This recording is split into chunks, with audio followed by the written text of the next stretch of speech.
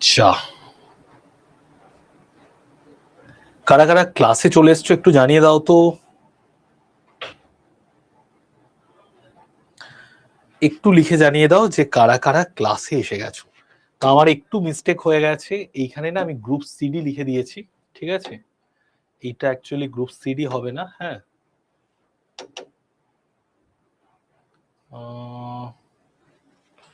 Just এক minute, আমি দেখছি।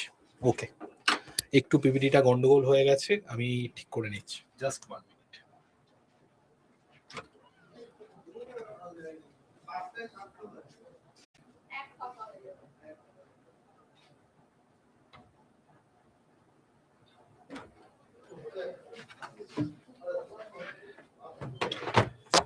ওকে, গুড আফটারনুন প্রত্যেককে। তো এটা আমাদের 1 ঘন্টার কারেন্ট অ্যাফেয়ার্স এর ক্লাস, প্রতি সপ্তাহে হয়। এবং যারা এই ব্যাচটাতে অ্যাডমিশন নিয়েছিলে তারা এই ক্লাসটা করতে পারো, ঠিক আছে? এবং যারা আমাদের পেড ব্যাচের স্টুডেন্ট আছো তারাও এই ক্লাসটা ফ্রিতে পেয়ে গেছো। ওকে, তো জাস্ট আমি 1 মিনিট টাইম নেব, তারপরেই আমার অ্যাকচুয়ালি ভুল পিডিএফ আমি নিয়ে চলে এসেছি, ঠিক আছে?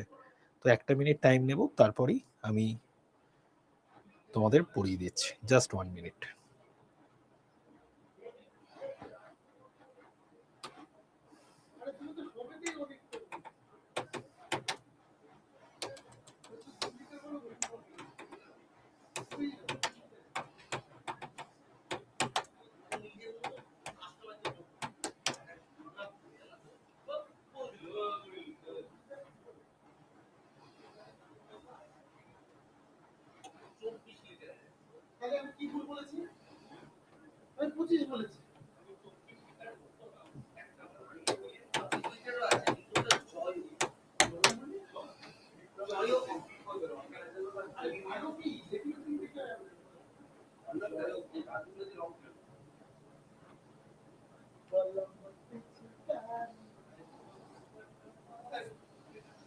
Just 1 minute. ওয়েবসাইট থেকে পড়াবো? কারা কারা চাইছো ওয়েবসাইট থেকে পড়াও? ওয়েবসাইট থেকে কারা কারা পড়াতে চাইছো? ওয়েবসাইট থেকে আগের দিন ওয়েবসাইট থেকে পড়াবো বলেছিলাম, তাহলে ওয়েবসাইট থেকে পড়াবো। বাহ, তাহলে তো পিপিটি টিপিটির কোনো দরকার নেই, একদম ডিরেক্ট ওয়েবসাইট থেকে পড়িয়ে দেবো। বাহ, সবাই ওয়েবসাইট থেকে চাইছো? বাহ বাহ বাহ, তাহলে তো খুবই ভালো। এই তো তোরা অনেকটা আপডেট হয়ে গেছো। মানুষজন পিপিটি এইসবের মধ্যে আটকে থাকতে চায়। ঠিক আছে, চলো। তো আড্ডা 24/7 সিএ লিখতে হবে, ঠিক আছে? আড্ডা 24/7 সিএ। দেখো আমাদের কাছে ওয়েবসাইট চলে এসেছে, কারেন্ট অ্যাফেয়ার্স টুডে। ওকে, প্রচুর জন ভোট দিয়ে দিয়েছে যে ওয়েবসাইট থেকে পড়ান, তার জন্য ওয়েবসাইট থেকেই পড়াচ্ছি, ঠিক আছে? যেখান থেকেই পড়াই তোমাদের একদম বেস্ট পড়ানোই হবে। তো দেখো ওয়েবসাইট থেকে পড়ার সুবিধা কি আছে সেটা নিয়ে আমি 2-4 কথা বলে ওয়েবসাইটে চলে আসছি। প্রথম কথা, দেখো আড্ডা 24/7 এর একটা পুরো সম্পূর্ণ টিম এই ওয়েবসাইটের ওপর কাজ করছে। যেরকম আমি আড্ডা 24/7 একজন কারেন্ট অ্যাফেয়ার্স এর ফ্যাকাল্টি, আমাকেও বিভিন্ন ওয়েবসাইট থেকে তথ্য নিয়ে সেইগুলোকে তোমাদের সামনে পেশ করতে হয়। তো আমাদের পুরো একটা টিম, আড্ডা 24/7 এর টিম এই ওয়েবসাইটের ওপর কন্টিনিউ কাজ করছে, ওয়েবসাইটে কন্টিনিউ আপডেট দিচ্ছে। Current affairs, national, international, banking, এই টাইপের 3 ধরনের যে কারেন্ট অ্যাফেয়ার্স, ন্যাশনাল, ইন্টারন্যাশনাল এবং ব্যাংকিং রিলেটেড কারেন্ট অ্যাফেয়ার্স এই ওয়েবসাইটের মধ্যে পাবে। এবং ওয়েবসাইটের মধ্যে দেখো একটা টিকারও চলছে, সেই টিকারের মধ্যে business news, economy, books and other, state news, ranks, reports, national, international, banking, awards, appointment, sports, defence, important days, science, summit, agreement, এই সমস্ত রিলেটেড যে নিউজগুলো, সেই নিউজগুলো যেখানে তুমি ক্লিক করবে তার নিচের মধ্যে পাবে। এইবার কালকে আমাদের গ্রুপ সিডির এক্সাম আছে, যারা এক্সাম দিতে যাচ্ছ ভালো করে এক্সাম দিয়ে এসো। এবার প্রথমে আমি যেটা নিয়ে তোমাদেরকে পড়াবো, বুকস অ্যান্ড অথার্সে দেখে নিই যে নতুন কি বই বেরিয়েছে। আমরা মোটামুটি এই হিস্ট্রি দ্যাট ইন্ডিয়া ইগনোর এই বইটাও দেখেছিলাম, রাষ্ট্রপতি দ্রৌপদী মুর্মুর যে বইটা সেটাও আমরা দেখেছিলাম, ভাইস প্রেসিডেন্ট একটা নতুন বই রিলিজ করেছে সেটা আমরা দেখে নেব, ঠিক আছে? আর ফোর স্টার্স অফ ডেস্টিনি, এটা একটা অটোবায়োগ্রাফি মূলক বই, যেটা মনোজ মুকুন্দ নারাবানে, এই মনোজ মুকুন্দ নারাবানে তার অটোবায়োগ্রাফি মূলক বই, সেটা দেখে নেব। সিএম ভূপেন্দ্র প্যাটেল রিলিজ করেছে গুজরাট বায়োগ্রাফি শ্রীলা প্রভুপাদের। তো সিএম হচ্ছেন গুজরাটের সিএম ভূপেন্দ্র প্যাটেল, তিনি একটা বই প্রকাশ করেছেন, সেটা সম্পর্কে আমরা দেখে নেব। আর সিপি রাধাকৃষ্ণন অটল বিহারী বাজপেয়ীকে নিয়ে একটা বই প্রকাশ করেছেন, সেটা আমরা দেখে নেব। তাহলে আমরা ফার্স্ট দেখে নিই গুজরাটের সিএম ভূপেন্দ্র প্যাটেল তিনি যে বইটা প্রকাশ করেছেন সেই বইটা সম্পর্কে আমরা একটু জেনে নিই। ফার্স্ট ইন্টারেস্টিং, প্রথমে দেখো এই যে শ্রীলা প্রভুপাদ, ইনি 19 শতকে তিনি কিন্তু আমাদের যে হরে কৃষ্ণ যে ভাবধারার যে আন্দোলনটা, সেটাকে কিন্তু গোটা বিশ্ববাসীর কাছে নিয়ে গিয়েছিলেন। এবং তিনি আমেরিকাতে গিয়েছিলেন, আমেরিকায় গিয়ে দেখতে পাবে ইস্কনের যে প্রতিষ্ঠা, ইস্কনের সাথে শ্রীলা প্রভুপাদ তিনি গভীরভাবে যুক্ত। এবার তাকে নিয়েই কিন্তু একটা বই প্রকাশ করেছেন। কে প্রকাশ করেছেন? আমাদের গুজরাটের chief minister Bhupendra Patel release করেছেন গুজরাটি বায়োগ্রাফি, যেটার নাম হচ্ছে বিশ্বগুরু শ্রীলা প্রভুপাদা। দেখো নামটা, বিশ্বগুরু শ্রীলা প্রভুপাদ, এটা গুজরাটি ল্যাঙ্গুয়েজে লেখা আছে। এবং প্রভুপাদের যে জীবনী, সেই জীবনীটাকে কেন্দ্র করে গুজরাটি ভাষায় প্রকাশিত এই বই। কোথা থেকে প্রকাশ করা হয়েছে? চিফ মিনিস্টার ভূপেন্দ্র প্যাটেল তিনি প্রকাশ করেছেন কোথা থেকে? গান্ধীনগর। তো in Gandhinagar Gujarat chief minister Bhupendra Patel released the Gujarati biography Vishwaguru Srila Prabhupada based on the inspiring life of A.C. ভক্তি বেদান্ত স্বামী প্রভুপাদা। মানে এনাকে কেন্দ্র করে যে আন্দোলন গড়ে উঠেছিল, যে ভক্তি আন্দোলন গড়ে উঠেছে, সেই ভক্তি আন্দোলনকে কেন্দ্র করে ওনার জীবনী নিয়ে প্রকাশিত গুজরাটি ভাষায় একটি বই। ওকে, বলে দিচ্ছি বইটার নাম কি। বইটার নাম হচ্ছে দেখো বিশ্বগুরু শ্রীলা প্রভুপাদ। এইবার দেখো এখানে তোমাদের যদি পড়তে বুঝতে অসুবিধা হয় ইংরেজি, এখানে 3টে ডট আছে, এই 3টে ডটের ক্লিক করে ট্রান্সলেট অপশনে ক্লিক করলেই বাংলাতে চলে যাবে। এখানে তুমি পুরোপুরি বাংলাতে ট্রান্সলেটও হয়ে যাবে। তো দেখো ভক্তি বেদান্ত স্বামী প্রভুপাদের অনুপ্রেরণামূলক জীবনীকে কেন্দ্র করে, তার ভক্তি আন্দোলনকে কেন্দ্র করে গুজরাটি ভাষায় গুজরাটের মুখ্যমন্ত্রী ভূপেন্দ্র প্যাটেল তিনি গান্ধীনগরে আন্তর্জাতিক কৃষ্ণ চেতনা সোসাইটির প্রতিষ্ঠাতা আচার্য এসি ভক্তি বেদান্ত স্বামী প্রভুপাদের এই যে বইটা প্রকাশ করেছে। ঠিক আছে, আচ্ছা, শ্রীল প্রভুপাদের এইবার 150তম জন্মবার্ষিকী চলছে। ঠিক আছে, তো মুখ্যমন্ত্রী এটাও উল্লেখ করেছেন, মানে ভূপেন্দ্র প্যাটেল এটাও উল্লেখ করেছেন যে শ্রীল প্রভুপাদের 150তম জন্মবার্ষিকীতে প্রধানমন্ত্রী নরেন্দ্র মোদী একটা স্মারক মুদ্রা এবং ডাক টিকিট প্রকাশ করে তাকে সম্মানও জানিয়েছে। শ্রীল প্রভুপাদের ছবি দেওয়া বা শ্রীল প্রভুপাদের নামানুসারে একটি স্মারক মুদ্রা এবং একটি ডাক টিকিটও প্রকাশ করেছেন প্রধানমন্ত্রী নরেন্দ্র মোদী এবং তাকে সম্মানও জানিয়েছেন, এবং তার 150তম জন্মবার্ষিকী চলছে। ওকে, তো এইবার দেখো এই যে অনুপ্রেরণামূলক যে বইটা প্রকাশ করা হয়েছে, সেই বইয়ের মধ্যে কি আছে? তার যখন 70 বছর বয়স, সেই 70 বছর বয়সে তিনি গৃহ ত্যাগ করে, তিনি কিন্তু বিবাহিত ছিলেন, তিনি বিবাহিত থাকা অবস্থাতেও তিনি কিন্তু গৃহ ত্যাগ করে শুধুমাত্র হরে কৃষ্ণ হরে কৃষ্ণ হরে কৃষ্ণ মানে কৃষ্ণ নামটাকে সঙ্গে নিয়ে ভক্তি আন্দোলনকে গড়ে তোলার জন্য আমেরিকা চলে যান। এবং তারপর তিনি কিন্তু আমেরিকার সোসাইটিকে পরিবর্তন করতে পারেন।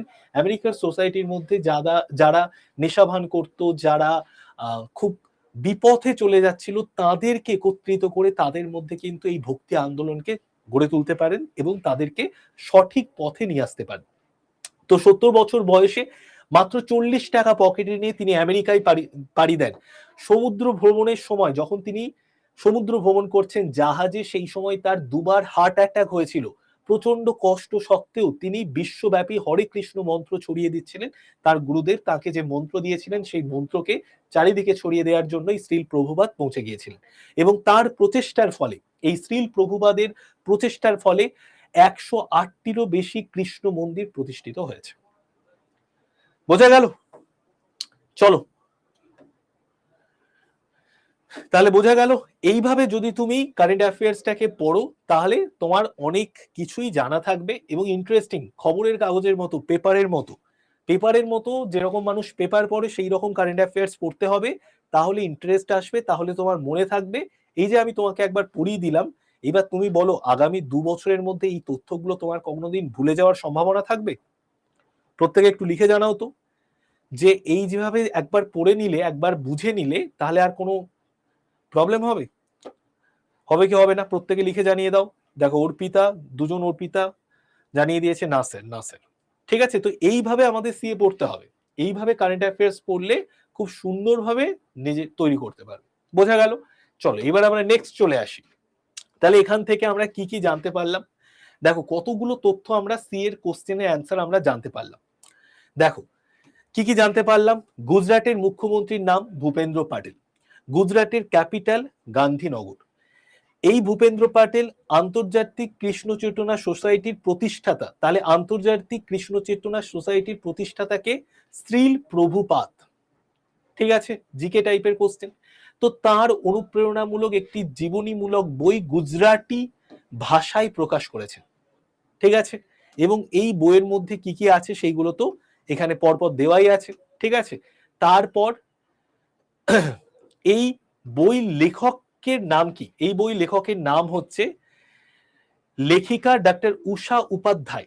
শ্রীল প্রভুপাদের জীবন কাহিনী গুজরাটি ভাষায় উপস্থাপন করার জন্য এবং তার গভীর চিন্তা ভাবনা গুজরাট জনগণের কাছে পৌঁছে দেওয়ার জন্য 150তম জন্মবার্ষিকীতে এই বইটা শ্রদ্ধাঞ্জলি হিসেবে প্রকাশ করা হয়েছে। এবং শ্রীল প্রভুপাদের এখন 150তম জন্মবার্ষিকী চলছে, মানে শ্রীল প্রভুপাদকে নিয়ে এইবার আলোচনা হবে। এবং উষা উপাধ্যায় তিনি কিন্তু এই বইটা লিখেছেন। ওকে, তো এতগুলো তথ্য কিন্তু আমরা জানতে পারলাম, এবং শুধু তাই নয়, এটার সাথে সাথে আরেকটা জিনিসও জানতে পারলাম। শ্রীল প্রভুপাদের 150তম জন্মবার্ষিকী উপলক্ষে আমাদের প্রধানমন্ত্রী নরেন্দ্র মোদী একটি স্মারক মুদ্রা এবং একটি ডাক টিকিট প্রকাশ করে তাকে সম্মানও জানিয়েছে। ঠিক আছে, এতগুলো আমাদের ইম্পর্টেন্ট তথ্য জানা গেল। আরেকটা তথ্য কি, তার প্রচেষ্টার ফলে, শ্রীল প্রভুপাদের প্রচেষ্টার ফলে এখন মোটামুটি ইসকন মন্দিরের সংখ্যা কত? ইসকন মন্দিরের সংখ্যা হচ্ছে 108টিরও বেশি। ওকে, বোঝা গেছে? এই হলো আমাদের ইম্পর্টেন্ট তথ্য। নেক্সট এবার আমরা চলে আসি। দেখো ভিপি, আমাদের বর্তমান ভাইস প্রেসিডেন্টের নাম কি? আমাদের ভাইস প্রেসিডেন্ট তার নাম কি? তার নাম হচ্ছে সিপি রাধাকৃষ্ণন। ঠিক আছে, তো সিপি রাধাকৃষ্ণন অটল বিহারী বাজপেয়ীকে নিয়ে একটি বুক, ঠিক আছে, যে বইটার নাম কি? বইটার নাম Atal Bihari Vajpayee the eternal statement. এই যে Atal Bihari Vajpayee the eternal statement, এই বইটাকে প্রকাশ করেছেন নিউ দিল্লিতে আমাদের বর্তমান যিনি ভিপি রয়েছেন, ভাইস প্রেসিডেন্ট রয়েছেন, তিনি সিপি রাধাকৃষ্ণন।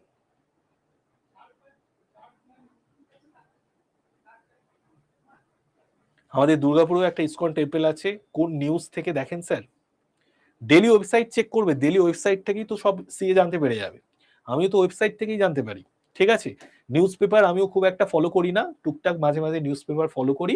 বেশিরভাগ ক্ষেত্রে আমি সিএ জানার জন্য ওয়েবসাইটই ফলো করি। চলো দেখো, তো সিপি রাধাকৃষ্ণন নিউ দিল্লিতে অটল বিহারী বাজপেয়ীকে নিয়ে লেখা দ্য ইটারনাল স্টেটমেন্ট, এই বইটা কিন্তু প্রকাশ করেছেন। আচ্ছা, এই বইটা কে লিখেছেন দেখে নাও। বইটা লিখেছেন বিজয় গোয়েল। ঠিক আছে, বিজয় গোয়েল এই বইটা লিখেছেন। ওকে, তো দেখে নাও, সিপি রাধাকৃষ্ণন নিউ দিল্লিতে Atal Bihari Vajpayee the eternal statement নামে একটি বই প্রকাশ করেছেন। ঠিক আছে, তো ভারতরত্ন অটল বিহারী বাজপেয়ীর প্রতি একটি শ্রদ্ধাঞ্জলি হিসেবে এই বইটাকে বর্ণনা করেছেন তিনি। আচ্ছা, নেক্সট এবার দেখো বইয়ের মধ্যে কি কি লেখা আছে। বইয়ের মধ্যে দেখো, পোখরানে যে পারমাণবিক পরীক্ষা হয়েছিল সেই সময় কিন্তু অটল বিহারী বাজপেয়ী তিনি ভারতবর্ষের প্রধানমন্ত্রী ছিলেন এবং তিনি ফুল সাপোর্ট দিয়ে গিয়েছিলেন। ঠিক আছে, তো এই সমস্ত যে তার বিভিন্ন রকম কার্যক্রম, সেইগুলোকে নিয়েই কিন্তু, এবং তার ব্যক্তিত্ব, তার কাজ করার স্টাইল, এই সমস্ত কিছুকে নিয়েই কিন্তু এই বইটা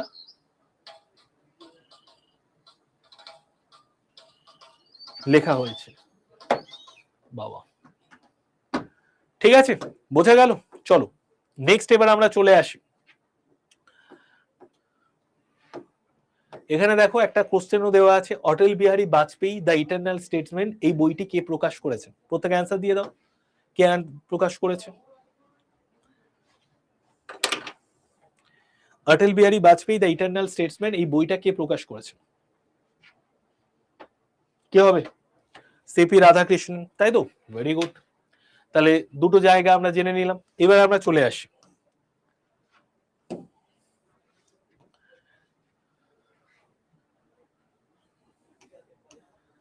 দেখো, বইয়ের যে কোনো প্রচ্ছদটাকে ভালো করে দেখবে, প্রচ্ছদটাকে ভালো করে দেখলে তোমার আরো অনেকটা রেডি হবে।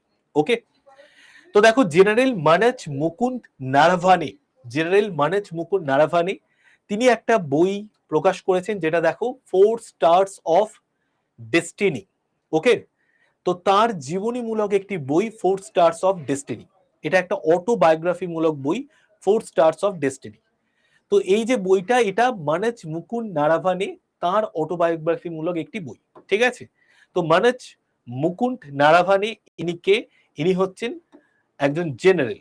ওকে, তো তার যে লিডারশিপ, মিলিটারি লিডারশিপ, অপারেশন এবং তার লাইভ লেসন এইগুলোকে কেন্দ্র করে কিন্তু এই বইটা লেখা হয়েছে। এবং তিনি হচ্ছেন 28 chief of the Indian army, Indian আর্মির 28তম চিফ। ওকে, আসতে বলুন, হ্যাঁ হ্যাঁ আসতেই তো বলছি। তো ইন্ডিয়ান আর্মির 28তম চিফকে জেনারেল মানচ মুকুন্দ নারাভানে তার লেখা একটি অটোবায়োগ্রাফি মূলক বই যেটার নাম 4 স্টার্স অফ ডেস্টিনি, এবং সেখানে মূলত তিনি এই বইটার মধ্যে কি কি ইনসাইটস রয়েছে, military leadership, operation and life lesson রয়েছে। ওকে, বোঝা গেছে? চলো নেক্সট আমরা চলে আসি। আচ্ছা, নেক্সট দেখো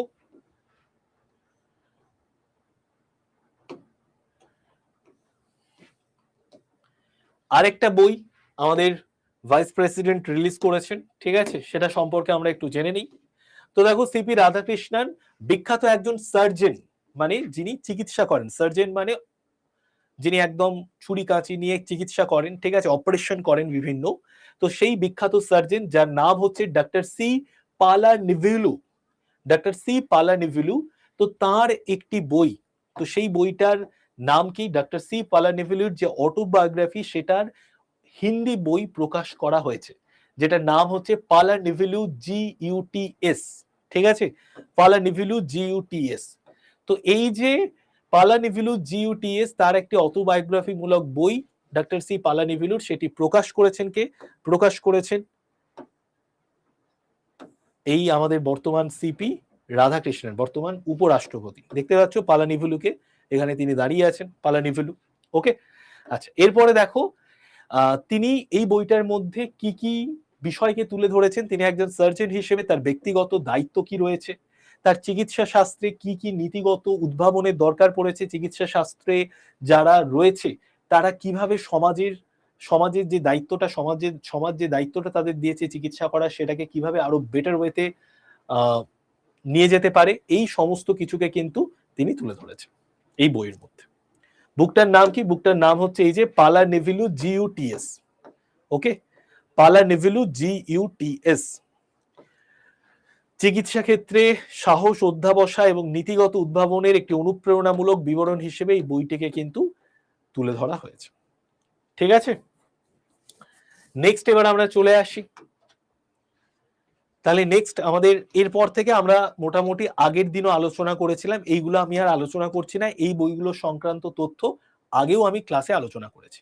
তাহলে এই যে 4টে বই দেখো, আমরা জাস্ট বুকস এন্ড অথর্স এর দিক থেকে যদি দেখি, তোমরা যদি ওয়েবসাইট ফলো করো তাহলে দেখতেই পাবে যে এই নতুন 4টে বই অ্যাড হয়েছে। একটা আমাদের ভূপেন্দ্র প্যাটেল রিলিজ করেছেন, একটা সিপি রাধাকৃষ্ণ রিলিজ করেছেন, এটা হচ্ছে অটোবায়োগ্রাফি মূলক বই মানচ মুকুন্দ নারাভানের, আর এটা হচ্ছে ভাইস প্রেসিডেন্ট রিলিজ করেছেন হিন্দি এডিশন, যেটার নাম পালানিভেলু GUTS। এই যে বইটা, এটা একজন ডক্টরের জীবনী নিয়ে বই। বোঝা গেল? হ্যাঁ, বুকের রাইটারের নামও একই, পালানিভেলু। তাহলে এটুকু বুঝতে পারলে বলো প্রত্যেকে কিভাবে আমাদের ওয়েবসাইট থেকে পড়তে হবে, সেটা যদি একবার ধরে ফেলতে পারো না, খুব ইজিলি সিএ কিন্তু রেডি করে নিতে পারবে। ঠিক আছে, আর একবার দুবার তিনবার ওয়েবসাইটের মধ্যে সব দেওয়া আছে, জাস্ট ইম্পর্টেন্ট তথ্যগুলোকে খাতায় একটু নোট ডাউন করে নেবে, পুরো বিষয়টাকে জেনে নেবে, জানার মতো করে বোঝার মতো করে পড়বে। প্রথমে কিভাবে পড়বে দেখো, অনেকেই আছো যারা বাংলা মিডিয়ামের স্টুডেন্ট, প্রথমে দেখো ইংরেজিটাকে পড়ে নেবে। ইংরেজিটা পড়ে দেখবে একটু একটু কিছু জায়গাতে হয়তো বুঝতে অসুবিধা হচ্ছে, ইংরেজিটা দুবার পড়ার পর যেটুকু বুঝতে অসুবিধা হবে এই 3টে ডটে ক্লিক করে ট্রান্সলেট করে বাংলা করে নেবে, দেখবে বাংলায় পড়ে নিলে পুরোটাই ক্লিয়ার হয়ে যাবে। এইভাবে যদি পড়ো তাহলে আর সিএ নিয়ে কোনো চাপই থাকবে না, খুব সুন্দরভাবে তৈরি করে নিতে পারবে। হয়ে গেল? কোনটা বুঝতে পারছো না একটু বলো।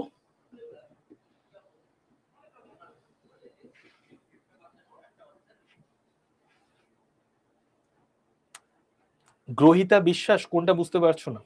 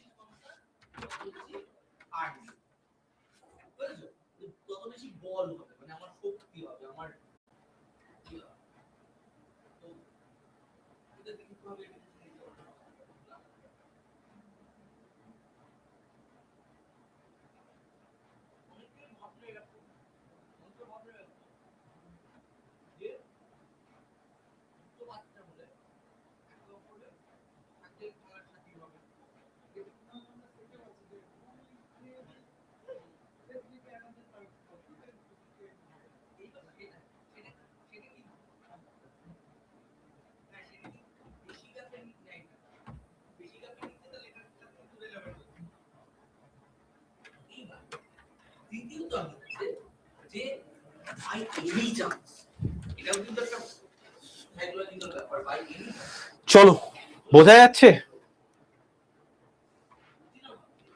চলো নেক্সট এবার আমরা চলে আসি। নেক্সট এবার আমরা দেখে নিই কি পড়া যায়। অ্যাওয়ার্ডস আমরা একটু পড়ে নিই, অ্যাওয়ার্ডস রিলেটেড কারেন্ট অ্যাফেয়ার্স কিন্তু আসে।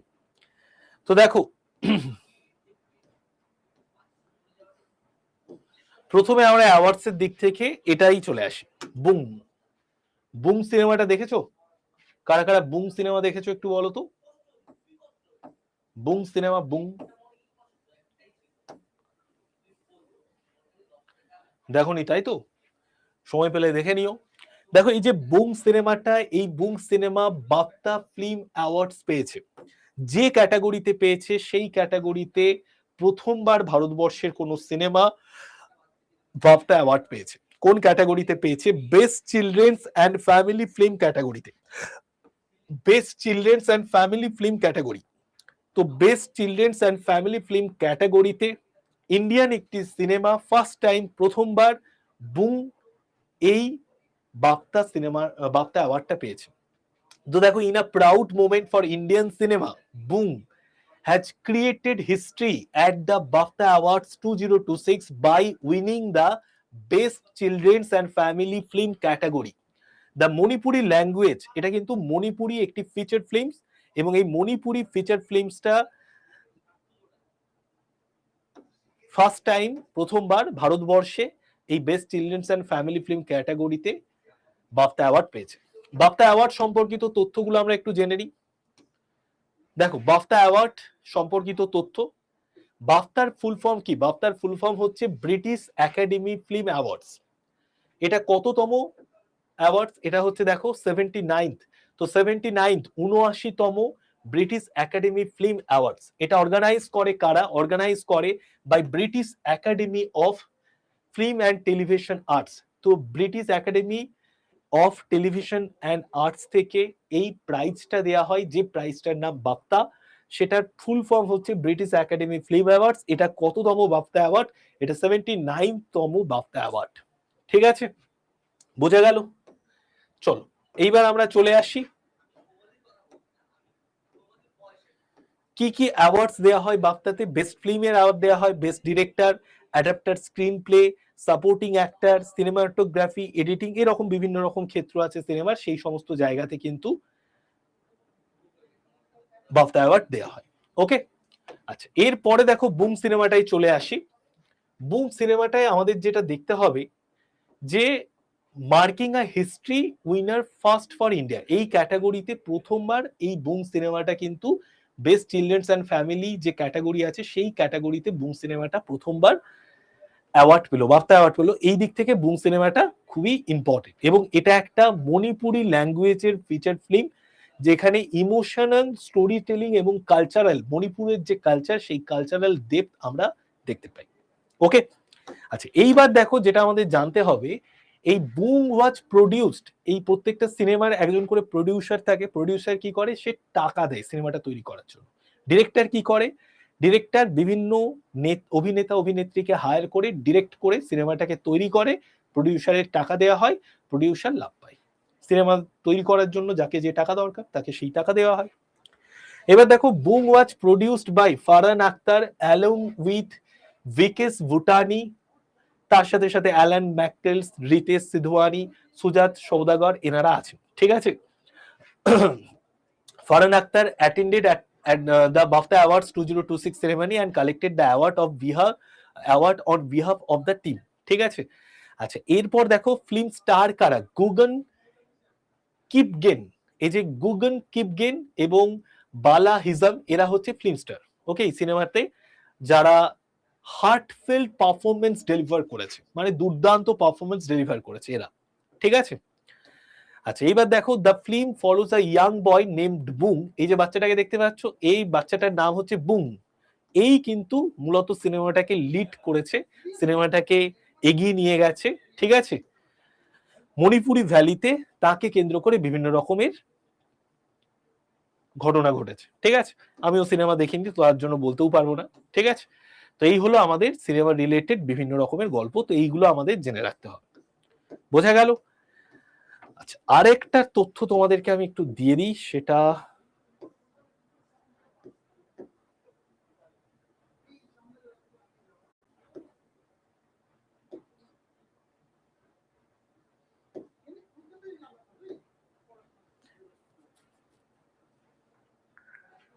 আচ্ছা ঠিক আছে, এগুলোই আমাদের জানলে যথেষ্ট। ঠিক আছে, নেক্সট এবার আমরা চলে আসি।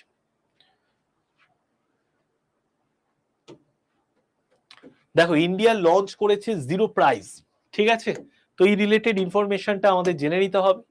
তো দূষণ যাতে হ্রাস করা যায় তার জন্য কিন্তু এই জিরো প্রাইস বলে একটি অর্থ প্রদান করা হবে, জিরো প্রাইস চালু করেছে।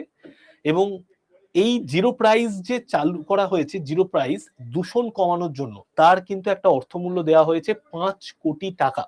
ঠিক আছে, তো এটা সম্পর্কে আমরা একটু জেনে নিই। ঠিক আছে, এই উদ্যোগটা কোথা থেকে নেওয়া হয়েছে, এই উদ্যোগটা নেওয়া হয়েছে নিউ দিল্লি থেকে। ঠিক আছে, নিউ দিল্লি থেকে উন্মোচিত হয়েছে এই জিরো প্রাইজের তহবিলে 5 কোটি টাকা আছে, এবং 3টি বিভাগে 1 কোটি টাকা করে প্রদান করা হবে। এই জিরো প্রাইজের মধ্যে দিয়ে আমরা কি হবে, পরিবেশগত এটা একটা পুরস্কার, এবং যার ফলে কি হবে, যে পরিবেশ দূষণ হ্রাসে যারা কার্যকরী ভূমিকা নেবে তাদেরকে এই জিরো প্রাইজের মাধ্যমে কিন্তু টাকা পয়সা দিয়ে তাদেরকে আরো অনুপ্রাণিত করা হবে। ঠিক আছে, নেক্সট এবার আমরা চলে আসি।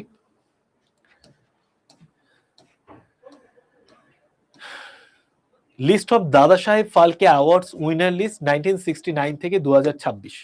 তো এটা যদি আমরা পরপর দেখে নিই, একদম দেখতে পেয়ে যাবে। ঠিক আছে, দাদা সাহেব ফালকের যে উইনার লিস্ট, দাদা সাহেব ফালকে এই যে পুরস্কারটা, এটা চলচ্চিত্র জগতে দেওয়া হয়, এবং চলচ্চিত্র জগতে লেখাগুলো বোঝা যাচ্ছে না, দেখো এটা হচ্ছে আমাদের ওয়েবসাইট থেকে ভালো করে তুমি ওয়েবসাইটটা খুলে দেখে নিলে পরবর্তীতেও দেখতে পাবে। তো দাদা সাহেব ফালকে পুরস্কার, এটা বলতে পারো যে একটা ভারতবর্ষের অভিনেতা অভিনেত্রীদের দেওয়া হয়, এবং এটা খুব বড় মাপের একটা পুরস্কার। ঠিক আছে, তো এই যে দাদা সাহেব ফালকে পুরস্কার, যেটা 1969 থেকে দেয়া হচ্ছে, তো সেটা একদম পরপর দেখো 2025 পর্যন্ত পুরো লিস্ট দিয়ে দেওয়া হয়েছে। তো সেই লিস্ট অনুযায়ী আমরা যদি দেখে নিই, প্রথমে দেখো কে পেয়েছেন দাদা সাহেব ফালকে 1969 এর, দেবিকা রানী। এই কোশ্চেনটা কিন্তু জিকেরও কোশ্চেন, এই কোশ্চেনটা কিন্তু মাঝে মাঝে পরীক্ষাতে আসে। ঠিক আছে, তো 1969 হিন্দি চলচ্চিত্র জগতের একজন অভিনেত্রী দেবিকা রানী, তিনি কিন্তু পেয়েছিলেন। তো প্রথমটা দেবিকা রানী, তারপর আমরা একদম চলে যাই রিসেন্টে যদি দেখি, রিসেন্টে 2023 সালে হিন্দি চলচ্চিত্র জগতের নায়িকা রেখা, তিনি পেয়েছেন। তারপর 2024-এ মিথুন চক্রবর্তী পেয়েছেন দাদা সাহেব ফালকে, আর 2025-এ মালায়ালাম অ্যাক্টর মোহনলাল তিনি কিন্তু পেয়েছেন। 2026-এ এখনো পর্যন্ত ঠিক করা হয়নি কে পাবে। একদমই অর্পিতা মুখার্জি ঠিকই বলেছো, 2024-এ মিথুন চক্রবর্তী, 2025-এ মোহনলাল, এনারা পেয়েছেন। ঠিক আছে, চলো নেক্সট। দেবিকা রানীর নামটা মনে রাখো, এটা আমাদের খুব ইম্পর্টেন্ট, কারণ পরীক্ষাতে মাঝে মাঝেই দেয় কবে থেকে দাদা সাহেব ফালকে দেওয়া হচ্ছে, 1969 থেকে, এবং ফার্স্ট দাদা সাহেব ফালকে কে পেয়েছিলেন, দেবিকা রানী। এই কোশ্চেনটা কিন্তু পরীক্ষাতে দেয়। আচ্ছা, কি দেয়া হয় একটু আমরা দেখে নিই। একটা স্বর্ণ কমল দেয়া হয়, ঠিক আছে, গোল্ডেন লোটাস দেয়া হয়, স্বর্ণ কমল। একটা শাল দেয়া হয়, সম্মানের জন্য একটা শাল দেয়া হয়, আর ক্যাশ টাকা দেয়া হয়, কত, 10 লাখ। ঠিক আছে, 10 লাখ টাকা, একটা ভালো শাল, তার সাথে সাথে স্বর্ণ কমল। ঠিক আছে, চলো নেক্সট আমরা চলে আসি। আচ্ছা, এইবার দেখো, এই যে দাদা সাহেব ফালকে, এই ভদ্রলোক সম্পর্কে আমাদের জানতে হবে। দেখো, the award was started in 1969। অ্যাওয়ার্ডটা দেওয়া শুরু হয়েছিল, ফার্স্ট প্রাইজ অতটা ইম্পর্টেন্ট নয়, ঠিক আছে, আমি জানি না স্যার কিভাবে ওয়েবসাইটে দেখবো, আমি দেখিয়ে দিচ্ছি, ঠিক আছে মামুনি, কোনো চিন্তা করো না, তোমার মামুনি অধিকারী। তো দেখো, the award was started in 1969। Award শুরু হয়েছিল কবে থেকে, অ্যাওয়ার্ড দেওয়া শুরু হয়েছিল 1969 থেকে, টু অনার দাদা সাহেব ফালকে, দাদা সাহেব ফালকে কে সম্মান জানি। তো দাদা সাহেব ফালকে কে, who is known as the father of Indian cinema. তো দাদা সাহেব ফালকে হচ্ছেন ইন্ডিয়ান সিনেমার একজন father of Indian cinema. Indian সিনেমার জনক বলা হয়, ফাদার অফ ইন্ডিয়ান সিনেমা কাকে বলা হয়, দাদা সাহেব ফালকেকে, যার নামানুসারে 1969 থেকে এই অ্যাওয়ার্ড দেওয়া হচ্ছে। এইবার তাকে যে, দাদা সাহেব ফালকেকে যে ফাদার অফ ইন্ডিয়ান সিনেমা বলা হয় কেন, দেখো, হি ডিরেক্টেড ইন্ডিয়ার first full length feature film. তিনি প্রথম ইন্ডিয়ার ফার্স্ট ফুল লেন্থ ফিচার ফিল্মকে ডিরেক্ট করেছিলেন, যেই সিনেমার নাম হচ্ছে রাজা হরিশ্চন্দ্র। সেটা কত সালে, 1913 সালে। ঠিক আছে, বোঝা গেল। চলো নেক্সট, এবার দেখো, 16 দাদা সাহেব ফালকে ফিল্ম ফেস্টিভ্যাল 26, এটা শিডিউল করা হয়ে গেছে, এবং এটার যে মেইন অ্যাওয়ার্ড সেরেমনি সেটা 2026-এর এপ্রিলের 30-তে হবে। ঠিক আছে, চলো নেক্সট এবার আমরা চলে আসি। তো এইগুলো আমরা সব জেনে নিচ্ছি। নেক্সট এবার আমরা চলে আসি,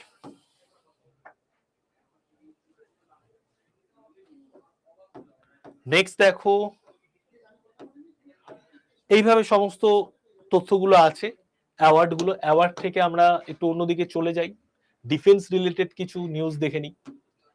ঠিক আছে, ডিফেন্স রিলেটেড নিউজ দেখতে মানুষের সব থেকে বেশি আগ্রহী হয়, কারণ ডিফেন্স রিলেটেড নিউজ এটা আমাদের পুরোপুরি এখন ভারতের সাথে কানেক্টেড।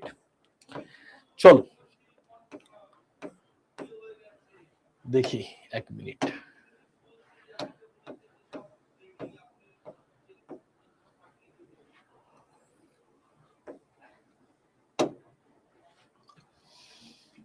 দেখো, what does Anjadip mean inside the naming of the navy's new warship commission. ঠিক আছে, তো এই যে অঞ্জদ্বীপ এটা একটা নৌবাহিনীর যুদ্ধ জাহাজ, এবং এই যুদ্ধ জাহাজটার ভেতরে কি কি আছে সেটা আমরা একটু জেনে নেব। এই যুদ্ধ জাহাজটা কত মিটার লম্বা, দেখো 77 মিটার লম্বা, এবং এই যুদ্ধ জাহাজটার নাম করা হয়েছে কারওয়ারের কাছে একটা অঞ্জদ্বীপ বলে দ্বীপ রয়েছে। ঠিক আছে, কারওয়ারের কাছে একটি অঞ্জদ্বীপ বলে দ্বীপ রয়েছে, সেই অঞ্জদ্বীপের নামানুসারে, কারওয়ারের কাছে অঞ্জদ্বীপের যে দ্বীপ রয়েছে সেই অঞ্জদ্বীপের নামানুসারে এই নামকরণ করা হয়েছে, 77 মিটার লম্বা। ঠিক আছে, এইবার এই যে যুদ্ধজাহাজ, এই যুদ্ধজাহাজ 2026-এ চেন্নাই বন্দরে নৌবাহিনীর প্রধান অ্যাডমিরাল দীনেশ কে ত্রিপাঠী কর্তৃক কমিশন করা হয়েছিল। ঠিক আছে, এই যুদ্ধজাহাজটার আরো কিছু নাম আছে, যেটার নাম হচ্ছে ডলফিন হান্টার। এই যুদ্ধজাহাজটার আরেকটা নাম আছে ডলফিন হান্টার। আর কি, আর হচ্ছে এটা মূলত কি, এটা মূলত হচ্ছে একটা অ্যান্টি সাবমেরিন ওয়ারফেয়ার স্যালো ওয়াটারক্রাফট। ঠিক আছে, বোঝা গেল।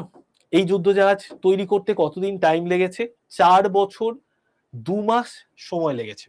ঠিক আছে,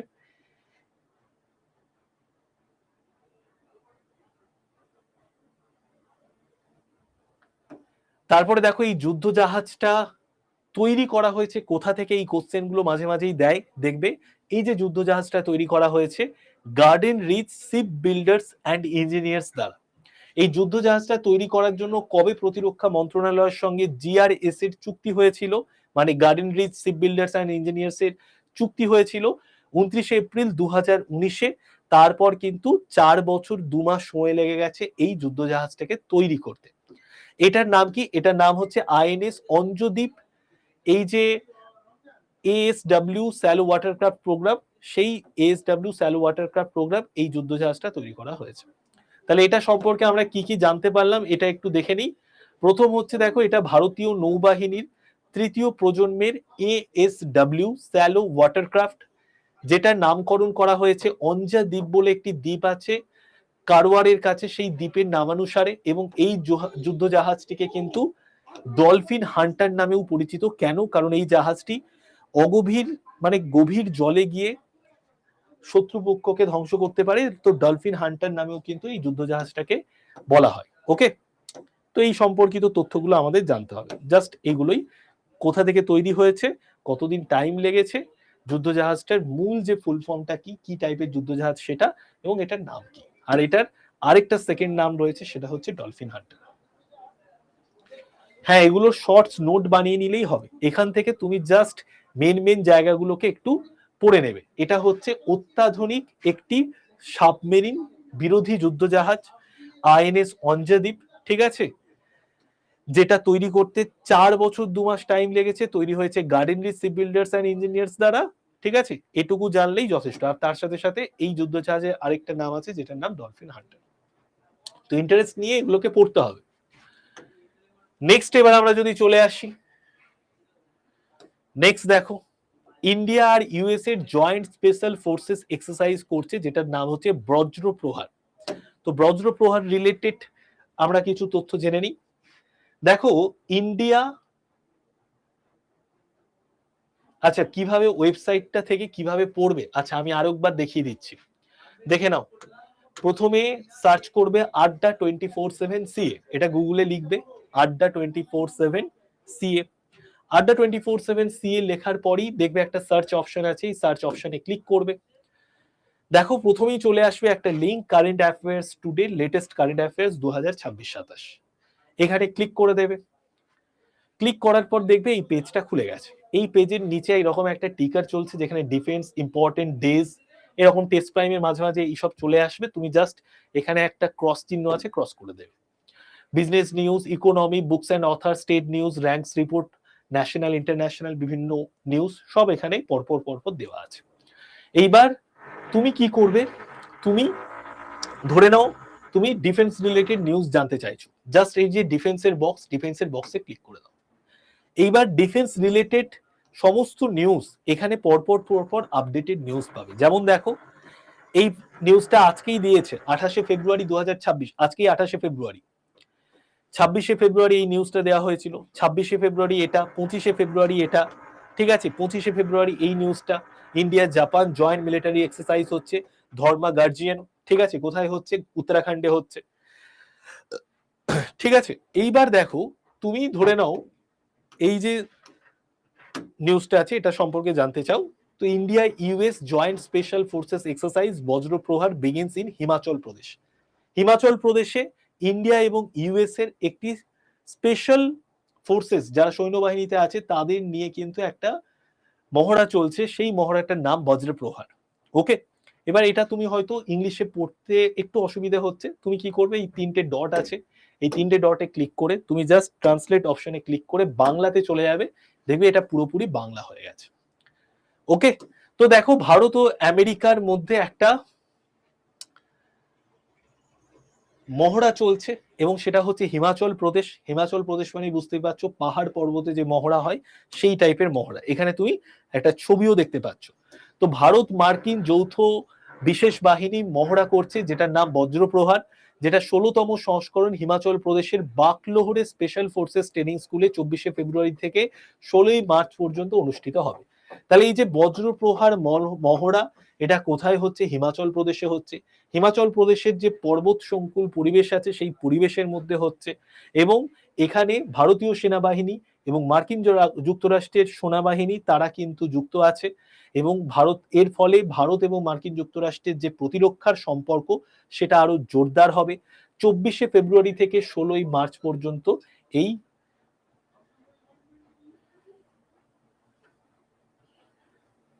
মহড়া কিন্তু চলবে। ঠিক আছে স্যার, এনটিপিসির জন্য কি 2025-এর জানুয়ারি থেকে ফেব্রুয়ারি মার্চ মাস ইম্পর্টেন্ট? হ্যাঁ, 2025-এর জানুয়ারি থেকে পড়বে। ঠিক আছে, জুন থেকে নয়, একদম 2025-এর জানুয়ারি থেকে স্টার্ট করবে এনটিপিসির জন্য। 1.5 বছরের কারেন্ট অ্যাফেয়ার্স দেখে যেতে হবে। ঠিক আছে, 1.5 বছর বোঝা গেল। এইবার দেখো, ভারতীয় সেনাবাহিনীর দলে স্পেশাল ফোর্সেস ইউনিটের 45 জন সদস্য রয়েছে এই মহড়াতে, আর মার্কিন যুক্তরাষ্ট্রের প্রতিনিধিত্ব করছে 12 জন সদস্য। ঠিক আছে, চলো নেক্সট এবার আমরা চলে আসি। নেক্সট দেখো, আরো একটা এক্সারসাইজ রয়েছে যেটা হচ্ছে ইন্ডিয়া এবং জাপানের মধ্যে, যেটার নাম ধর্ম গার্জিয়ান বিগিনস ইন উত্তরাখণ্ড, ধর্ম গার্জিয়ান। তো এই যে এক্সারসাইজটা হয়েছে, এক্সারসাইজটা সম্পর্কে আমাদের জানতে হবে, দেখে নিই। দেখো, ভারত এবং জাপানের মধ্যে একটা যৌথ সামরিক মহড়া হয়েছে যেটার নাম ধর্ম গার্ডিয়ান, যেটা হয়েছে কোথায়? উত্তরাখণ্ডে হয়েছে। তো দেখতেই পাচ্ছ, ভারতীয় সৈন্যবাহিনী এবং জাপানের সৈন্যবাহিনী, জাপান এবং ভারত মিলিতভাবে এই ধর্ম গার্ডিয়ান এই সামরিক মহড়াটা করেছে। কবে থেকে কবে পর্যন্ত হচ্ছে এই মহড়া? 24শে ফেব্রুয়ারি স্টার্ট হয়েছে, 9th মার্চ পর্যন্ত এই মহড়া হচ্ছে ধর্ম গার্ডিয়ান। এটা কততম সংস্করণ হচ্ছে? এটা 7ম সংস্করণ হচ্ছে। ওকে, আচ্ছা নেক্সট এবার চলে আসি। এই সংস্করণে এই যে মহড়াটা হচ্ছে, এই মহড়াটাতে কিন্তু জাপানের 120 জন সৈন্য উপস্থিত রয়েছে এবং ভারতেরও 120 জন সৈন্য উপস্থিত রয়েছে। মোট 240 জন সৈন্য উপস্থিত থেকে এই মহড়াটা করছে। ঠিক আছে, আচ্ছা স্পোর্টস এর নিউজ, অবশ্যই স্পোর্টস এর নিউজে আমি কিছু দেখিয়ে দিচ্ছি। তো এই মহড়ার ফলে কি হবে? এই মহড়ার ফলে একটা অপারেটিং, অস্থায়ী মানে স্থায়ী নয়, অস্থায়ী ক্যাম্প টাইপের অপারেটিং একটা বেস প্রতিষ্ঠা করা হয়েছে। মানে একটা মহড়া করার জন্য তো দেখবে এমন কোনো জায়গায় যুদ্ধ হচ্ছে, সেই যুদ্ধের একটা বেস ক্যাম্প হয়, সেই বেস ক্যাম্পটা অস্থায়ী বেস ক্যাম্প, মানে কোনো আমাদের নিচে কাজ চলছে বুঝেছো, তো আমাদের অস্থায়ী বেস ক্যাম্প মানে সেখানে তাঁবু দিয়ে একটা বেস ক্যাম্প করা হয়। ঠিক আছে, একটা অস্থায়ী অপারেটিং সিস্টেম তৈরি করেছে, গোয়েন্দা নজরদারি পুনর্বিবেচনা এইগুলো যাতে আরো বেটার ওয়েতে করা যায় সেগুলো নিয়ে কথাবার্তা হবে। ঠিক আছে, আচ্ছা নেক্সট দেখো, তোমাদের একটু স্পোর্টস রিলেটেড নিউজ দেখিয়ে দিই। এই যে ডিফেন্সের পাশে আছে স্পোর্টস, তো দেখে নাও স্পোর্টস রিলেটেড নিউজ, একদম ইম্পর্টেন্ট নিউজ আমরা দেখে নিচ্ছি। দেখো, এটাই আমাদের লাস্ট পড়াশোনা। ঠিক আছে, তো হিস্টোরিক ইন্ডিয়া মানে ইন্ডিয়া হিস্ট্রি ক্রিয়েট করে দিয়েছে টি20-তে। তো টি20 বিশ্বকাপের ইতিহাসে সর্বোচ্চ স্কোর করেছে ইন্ডিয়া। ঠিক আছে, তো সর্বোচ্চ স্কোর কত করেছে দেখে নাও। আইসিসি পুরুষদের টি20 বিশ্বকাপ চলছে এবং সেখানে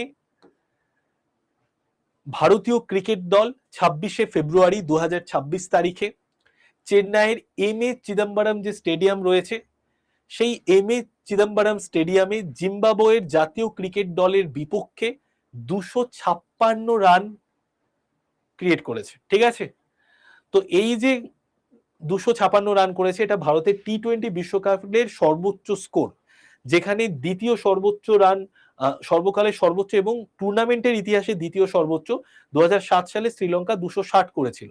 মানে এই যে আইসিসি পুরুষদের টি20 ক্রিকেট ওয়ার্ল্ড কাপ চলছে, সেখানে 2007 সাল থেকে আইসিসি পুরুষদের টি20 ক্রিকেট ওয়ার্ল্ড কাপ শুরু হয়েছিল এবং 2007 সালে সব থেকে বেশি স্কোর, হাইস্ট স্কোর করেছিল শ্রীলঙ্কা 260, এরপর ইন্ডিয়া রয়েছে 256, মানে আর 4 রান আর 5 রান করে দিলে ইন্ডিয়াই ফার্স্টে চলে আসতো।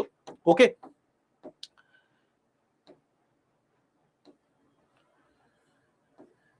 চলো এর আগে দেখো, এর আগে 2007 সালে ইংল্যান্ডের বিপক্ষে বিশ্বকাপে সর্বোচ্চ 218 ছিল, সেই জায়গায় এখন কিন্তু 256 হয়ে গেছে। ঠিক আছে, বোঝা গেল। আচ্ছা এবার দেখো, অভিষেক শর্মা 30 বলে 55 রানের দুর্দান্ত ইনিংস করেছে। হার্দিক পান্ডিয়া 23 বলে 50 করেছে, তিলক ভার্মা 16 বলে 44 করেছে। এই দুটো জুটি 31 বলে 84 রান করেছে এবং অপরাজিত থেকেছে। শেষ 5 ওভারে ভারত 80 রান করেছে। আর 2007 সালে মহেন্দ্র সিং ধোনি ক্যাপ্টেন ছিলেন এবং তার ক্যাপ্টেন্সিতে কিন্তু 2007 সালে ভারত চ্যাম্পিয়ন হয়। 2023-এ ভারত চ্যাম্পিয়ন হয়েছিল আর বিরাট কোহলির ক্যাপ্টেন্সিতে। আর 2026-এও ভারতের চ্যাম্পিয়ন, 2024 সালে ভারত চ্যাম্পিয়ন হয়েছিল টি-20 ওয়ার্ল্ড কাপে, 2026-এও চ্যাম্পিয়ন হওয়ার প্রবল সম্ভাবনা রয়েছে। চলো, তো সবাই ভালো থেকো। আজকের ক্লাস এতটা অবধি। কেমন লাগলো একটু জানিও। আমি পুরো ওয়েবসাইট থেকে সুন্দর করে বুঝিয়ে বুঝিয়ে আমি পড়ালাম যাতে তোমাদের বুঝতে সুবিধা হয়। এইভাবে যদি ওয়েবসাইট থেকে তোমরা পড়াশোনা করো খুব ইজিলি তোমরা কিন্তু পুরো কারেন্ট অ্যাফেয়ার্সটাকে রপ্ত করে নিতে পারবে। যদি ক্লাস থেকে কিছু শিখতে পারো, যদি ক্লাসটা ভ্যালুয়েবল মনে হয়, অবশ্যই স্যার বলুন না আপনার সিএ ক্লাসগুলো পড়লে হবে না আরো কিছু পড়তে হবে, আমার সিএ ক্লাস পড়ো, এই ওয়েবসাইটটাকে একটু ফলো করো, আর আমার কারেন্ট অ্যাফেয়ার্সের যে বইটা আসবে সেটা একটু উল্টে পাল্টে দেখো, তাহলেই সিএ রেডি। আর কোথাও কোনো কিছু দেখতে হবে না। ঠিক আছে? যদি ভালো লাগে অবশ্যই প্রত্যেকে 5 স্টার রেটিং দিয়ে দিও। সবাই ভালো থেকো, টাটা, বাই বাই। কালকে আবার দেখা হচ্ছে সকাল 10টায়।